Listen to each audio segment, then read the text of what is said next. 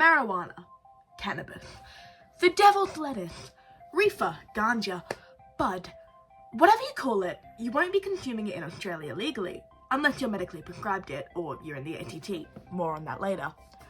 Weed is largely illegal here, but I don't think it should be. Especially not with legal tobacco and alcohol, which have almost zero health benefits. This isn't the case with marijuana. So why is it still banned? Is banning substances even effective?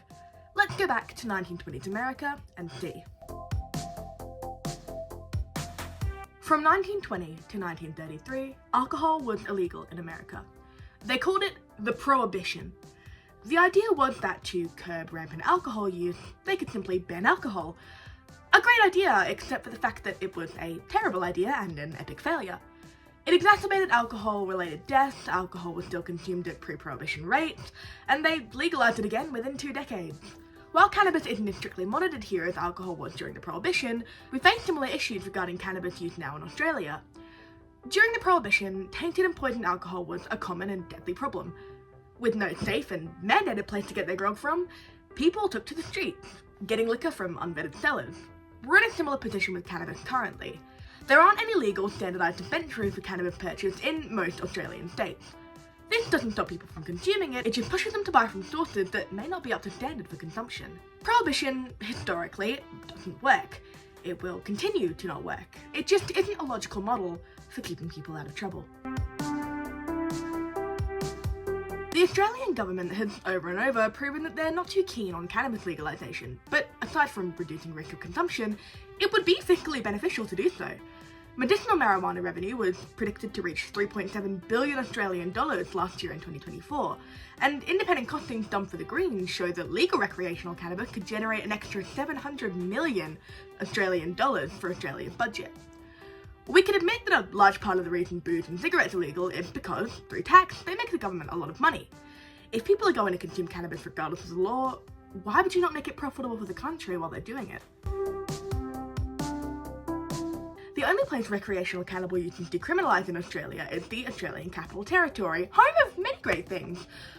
Parliament House, Old Parliament House, Albo lives there when he's in Canberra. Okay, it's a little unremarkable.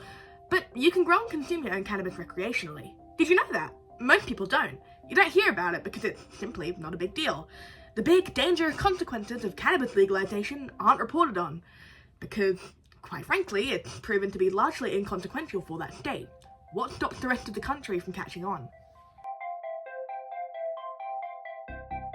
There are genuine health benefits to cannabis, an illicit substance.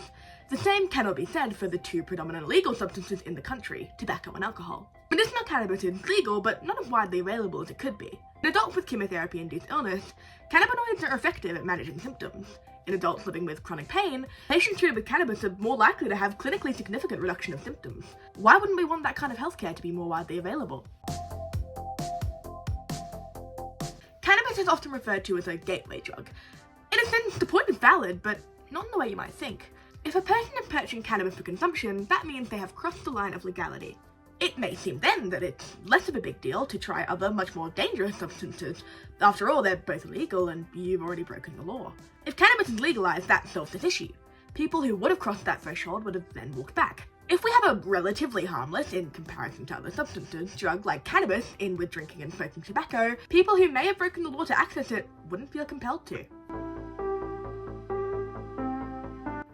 The strongest talking point of all for cannabis legalisation, though, is the fact that we already have legalised substances in Australia in the form of alcohol and tobacco. Two incredibly dangerous things if not used in moderation.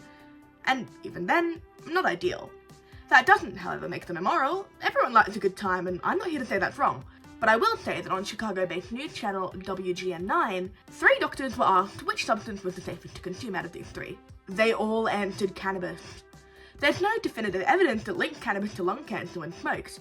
When tobacco is smoked, you're 15 to 30% more likely to develop lung cancer. It's very clear to me which one of these are the safest to put in your body, and funnily enough, it's the only one on the list punishable under the law.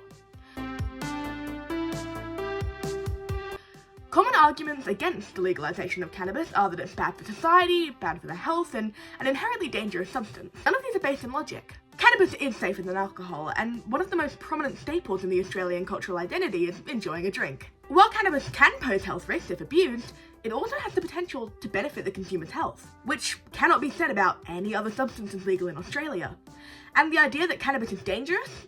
There's an argument for that, but only while it's illegal.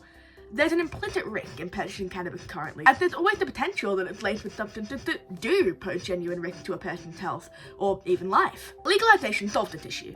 If cannabis quality was consistently upheld to standard the way legal substances are, a lot of the danger in guessing is taken out. Quite frankly, it's almost laughable that our government isn't budging on this issue, given that there's enough evidence for me to make an entire video on why cannabis legalisation would benefit the Australian populace. So, what can we do to make the change? Use your voice. Parties like the Greens and the Legalised Marijuana Party are actively fighting to make a difference on these matters, so if you're as passionate about the legalisation of cannabis as I am, vote for parties that advocate for your viewpoint.